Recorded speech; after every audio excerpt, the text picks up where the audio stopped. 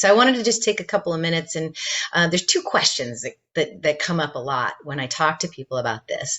The first one is sort of, why in the world would I want to learn astrology? I'm busy. I've got my family. I've got my job. I've got all this stuff going on. What in the world? I mean, why would I take time to study this? Um, First of all, if you're interested in it at all, even a little bit, then there's something there you've got to look at. So maybe there's something in your life that's maybe not quite right. There may be an opportunity by learning astrology to understand that a little bit.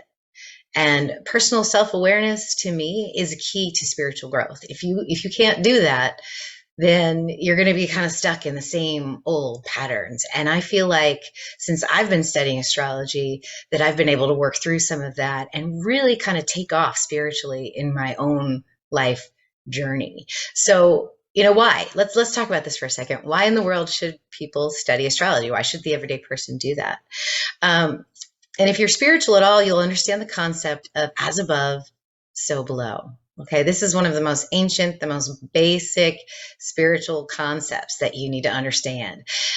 If you look in nature, you see it everywhere. I mean, the shape of a spiral galaxy is the same shape as a atom. Rivers, when you look from a plane down below, they branch out, very similar to the branches in the lungs of your chest. The tree is another example. The branches, the way everything just sort of expands outward, looking for more, searching for more. And so that's where we are. We're sort of that center point, and we have something above us so that we can look within. Okay, and so the idea here is that the story in the sky that our ancestors told generation after generation after generation, they've been placed in the sky because we all look up, and they encode the key to manifestation, freedom, and co-creation. So there's this idea that we reincarnate, and the idea is that you choose your star location, your star time, your star month and day based on your desire to tell your story in this lifetime. So you get to decide your story. We as humans are all fractals of the divine energy of the creator. So my whole thing is, who am I? Why would I want to study astrology? If we are fractals of the divine, why would you waste or spend another lifetime looking down at your feet, wondering who you are, when you can actually look up in order to look within? So honestly, I think if you do study astrology and it inspires you, it literally changes your life forever. Okay? The second point I come across a whole lot is, well, I already practice tropical and it's really accurate. So why would I want to go into a whole different system? Like, why would I want to relearn everything that I've learned?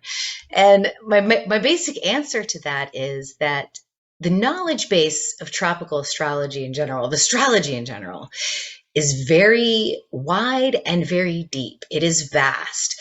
The cumulative knowledge for astrology far surpasses any other science that you would study. I mean, there's more books on astrology than there are medicine. I promise you that. And what happened 2,000 years ago is we stopped looking at the sky. But somehow we were able to preserve this knowledge in the calendar system that we were given. And so I am grateful that happened. I mean, if you think about it, 500 years ago, you were called a heretic if you believe that the Earth rotated or orbited around the sun, the heliocentric model. Now we know exactly what the solar system looks like. We know exactly where we are in our solar system. And, those kind of pushing out, outcasting people from society because of that, that's not going to happen anymore. We're way too advanced. We're way too connected with the internet. It's almost impossible to lie about something anymore these days. So that brings me to another point. Like, why are they both so accurate? Why can you look at the real sky, interpret some astrology, and then take a tropical chart that's based on the calendar, and it really resonates? And this is key. This is what you're going to learn. So this is my reason. The story in the sky is the story of one human soul. It's the story of every human soul. It's the story of my soul. It's the story of your soul. It's the story of everybody. So when we reincarnate here, we get to pick the story. So this is the concept again, as above and so below. So my question to you is, where is your above?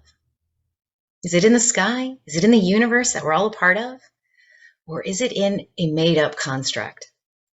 Does it truly reflect your inner infinite wisdom?